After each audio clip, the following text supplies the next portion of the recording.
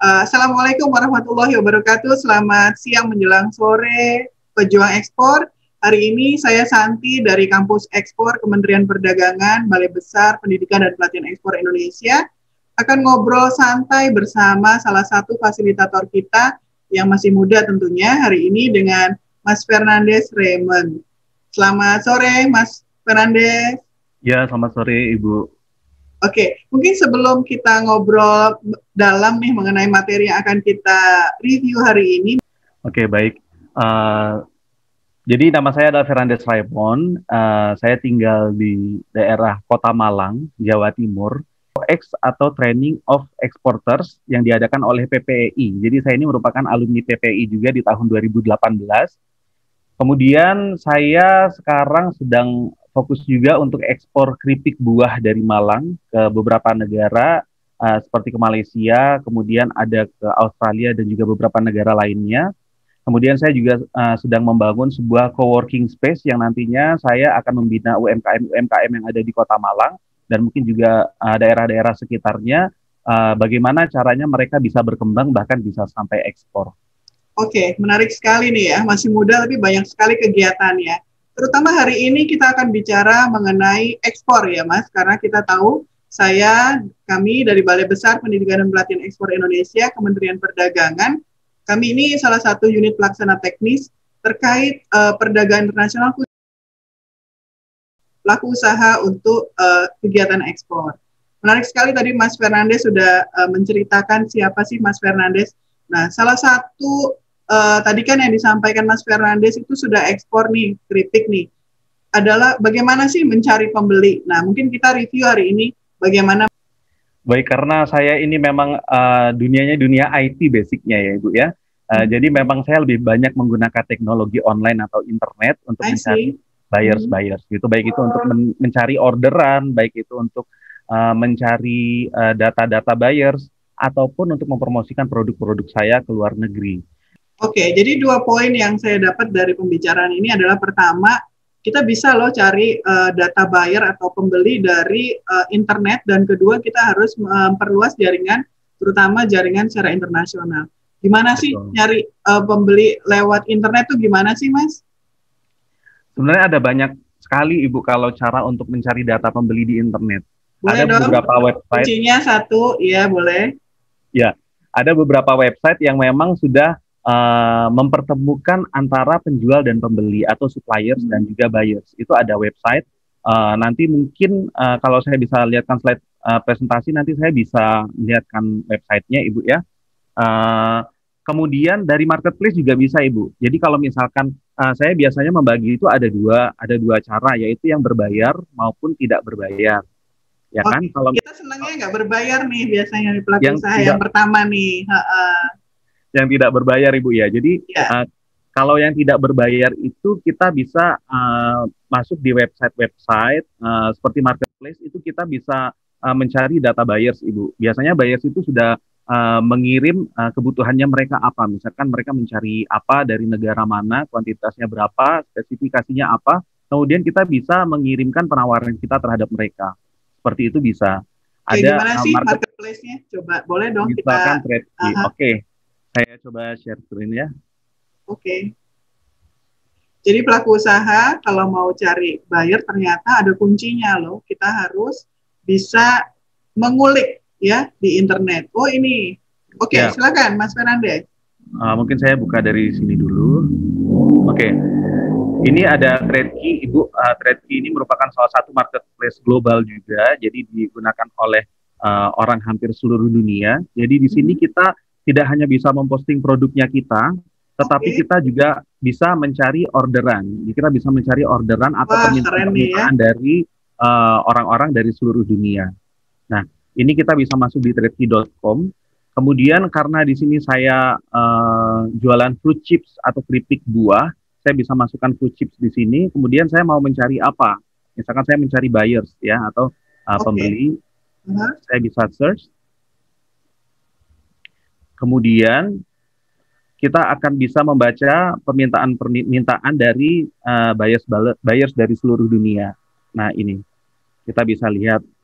Nah, di sini ada beberapa buyers yang hanya mau mendapatkan penawaran dari member premium, ya. Ini yang berbayar ya. Yang berbayar gitu. Otomatis kita harus menjadi member berbayar. Tetapi tidak semuanya, ada juga orderan-orderan yang tidak harus dari member premium. Seperti misalkan ini bukan dari member premium. Kalau yang ini harus dari premium member. Ini only for premium members. Kemudian kita bisa lihat juga ini hanya premium member juga. Nah, sebenarnya kenapa sih harus premium member, Ibu? Salah satunya adalah ketika kita menjadi premium member, kita akan lebih dipercaya. Karena kan untuk menjadi premium member itu kita berbayar, ya kan? Seperti yang saya bilang tadi, ada dua cara, berbayar maupun gratis, ya kan? Kalau kita misalkan tidak berbayar, kita gratis, kita bisa mengirimkan penawaran kita tetapi terbatas. Seperti itu. Terus dari sisi trust juga, kita akan lebih dipercaya atau mendapatkan trust calon pembeli ketika kita menjadi premium member. Tetapi walaupun kita bukan premium member alias yang gratis, nggak masalah karena masih ada website-website lain yang juga menyediakan data-data buyers maupun data-data yang kita butuhkan untuk ekspor seperti data buyers maupun orderan-orderan dari berbagai negara di seluruh dunia. Nah, ini kita bisa melihat. Ini adalah salah satu website yang bisa kita gunakan untuk mencari orderan-orderan dari berbagai negara di belahan dunia. Nama websitenya tradekey.com ya, kalau saya lihat di situ ya. Betul. Menarik sekali. Jadi ada peluang ya, walaupun tidak premium pun masih bisa cari bagaimana cari buyer internasional lewat tradekey.com ini ya. Betul sekali, Ibu. Sebenarnya tidak hanya tradekey.com, sebenarnya ada banyak sekali. Salah satunya yang lainnya ada Go for World Business. Nah, di sini kita juga bisa mendaftar sebagai member yang gratis maupun member yang premium. Nah, kita juga bisa mencari data-data buyers di sini, orderan-orderan sesuai dengan keyword yang kita inginkan. Ya, misalkan kita mau mencari orderan batik, misalkan gitu, atau kopi, misalkan kita bisa lihat cari orderannya di sini. Nah, misalkan kita masukkan food chips, kemudian kita find buyers. Oke, ini ada buyer dari India, kemudian ada buyer dari UK dan lain-lain. Nah, menariknya di sini, Ibu, yang biasa saya lakukan juga, saya tidak hanya mencari data buyers, tetapi terkadang saya juga mencari data suppliers. Ya, suppliers itu bisa jadi mereka adalah produsen di negaranya mereka. Ya, misalkan saya mau berjualan batik gitu ya, saya mau berjualan kain batik. Saya bisa mencari produsen-produsen yang membuat pakaian batik yang ada di luar negeri, atau yang membuat tas gitu ya, yang membuat tas atau barang-barang lainnya yang sekiranya bisa menggunakan bahan dasar batik seperti itu. Jadi saya tidak hanya memprospek para pembeli, tetapi saya juga memprospek para produsen yang ada di luar negeri. Seperti itu. Jadi misalkan saya punya banyak stok buah, misalkan ya, buah segar, saya bisa mencari produsen keripik buah dari seluruh dunia. Saya bisa mencatat datanya mereka, kemudian saya bisa menawarkan buah segar yang saya punya untuk mereka jadikan bahan baku untuk produksi keripiknya mereka. Karena seperti kita ketahui, untuk buah-buahan biasanya musimnya tidak selalu sama.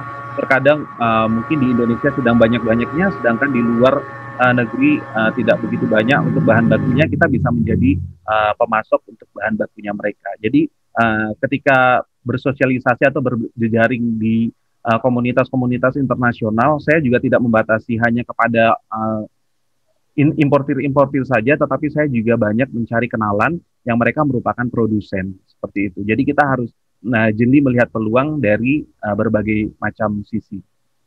Menarik banget nih, masih muda tapi udah pengetahuannya sangat luar biasa nih pelaku ekspor ya. Jadi teman-teman pelaku usaha, di sini kita hanya bicara sebentar saja sudah banyak sekali peluang dan informasi yang bisa kita coba tentunya ya. Ada pakai Tradekey ataupun Go Forward Business ya. Bisa premium, berbayar ataupun gratis. Menarik sekali nih. Nah, tadi kan disebutin ya salah satu pengalaman dari Mas Fernandes nih karena mengikuti training of exporter di Balai Besar Pendidikan dan Pelatihan Ekspor Indonesia. Itu gimana sih manfaatnya buat Mas Fernandes nih untuk kegiatan kita nih? Ya, kalau menurut saya memang kegiatan TOX itu sangat bermanfaat sekali untuk kita karena apa? Kita tidak hanya diajarkan bagaimana caranya untuk ekspor, bagaimana menghitung biaya ekspor dan lain-lain, tetapi kita akan di apa ya istilahnya? Kita itu mulai dari dasar, mulai dari mindset kita sudah diubah terlebih dahulu. Kemudian kita juga akan diajarkan bagaimana caranya untuk membuat international business plan. Kalau kita berbicara international business plan sama seperti business plan biasa, tetapi ini untuk tarafnya internasional, untuk targetnya adalah perusahaan yang ke internasional. Di sini kita bisa diajarkan mulai dari dasar banget, mulai dari kita menentukan segmen pasarnya, kemudian kita menentukan value streamnya kita dari mana aja, kemudian kita menentukan uh, key partnernya kita dari mana aja. Pokoknya itu bisa dari basic banget gitu. Jadi kita istilahnya kalau kita bicara ekspor, kadang kan kalau buat UMKM itu mereka sudah ingin ekspor, tetapi basic atau dasar dari perusahaannya sendiri masih belum kuat. Ya kan, perencanaan perusahaan 1 tahun ke depan, 5 tahun ke depan tuh masih belum kuat gitu. Itu yang mungkin tidak didapatkan dari pelatihan-pelatihan lain gitu. Bahkan kalau saya sendiri yang dulu saya mengikuti pelatihan TOX itu, saya rencana ingin produksi bumbu masak, rendang daging dulu.